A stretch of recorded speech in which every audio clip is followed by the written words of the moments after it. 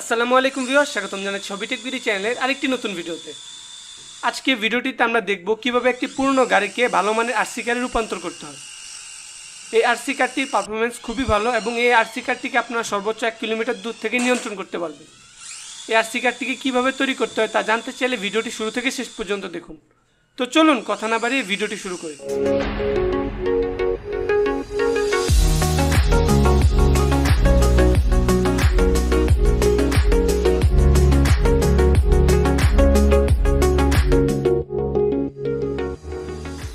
আমার কাছে এখন যে কারটি দেখতে পাচ্ছেন এটি মূলত পুরনো একটি কার, যার সকল সার্কিট নষ্ট হয়ে গিয়েছে।